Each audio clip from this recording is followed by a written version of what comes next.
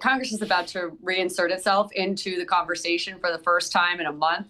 Recall that the House left early at the end of their scheduled the scheduled work period. They called it quits early because of the hullabaloo around the Epstein files. So now the president is going to be facing a serious litany of competition from Congress when they get back to talk about Mirren, the firing of Cook, the firing of the Bureau of Labor Statistics Commissioner, the Epstein files. Why not rename the War Department? It's a great way to have another way to control the narrative, which is going to be critical going into a potential government shutdown. The fact that the Federal Court of Appeals ruled that his IEEPA tariffs were unlawful, and a whole host of other things that he hasn't had to address for 5 weeks and is going to have to starting today. So a great way to have a counter cycle. Who in Congress is going to drive the agenda over the next several weeks and months here? I don't know how this is going to play out.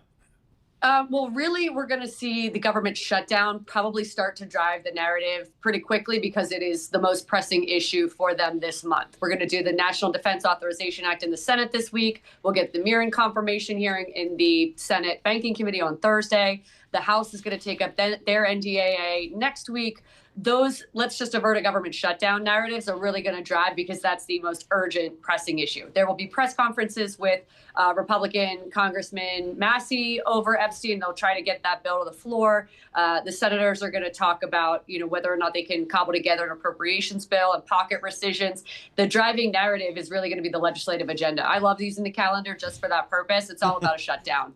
So, Henrietta, I feel like I ask you this question every 6 or 9 months.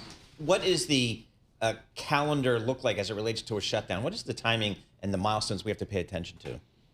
Basically, we need them to come to an agreement to keep the lights on by September 30th at midnight. Asking any more than that is probably unrealistic. The House and Senate haven't come to an agreement on all 12 appropriations bills since I want to say Bill Clinton's era in '96. So any hopes of camaraderie and bipartisanship have flown. They are not realistic, but a short-term stopgap that's going to probably weigh on the legislative agenda another 1 or 2 times for the rest of this year is what we should expect. I don't think there will be a shutdown. My odds are 25%. That's pretty high for me, to be honest, but that's because the administration is doing something called a pocket rescission where they try to cut spending that Congress has already appropriated.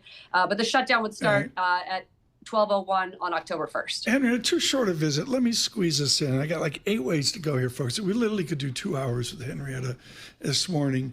How does the imagery, the pageantry play of Putin, Xi, Modi, all the different, Bloomberg has a beautiful image of Xi and Putin, best pals, best buds. How does it play in your world, Henrietta?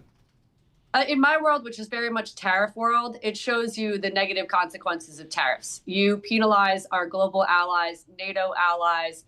You push India, who we've tried to foster a relationship with for 30 years and have made incredible strides considering they're neighboring China, is really, really telling. And the part that's really striking is how personal the president makes his relationships with all of these men, whether it's President Xi, President Putin, or Modi.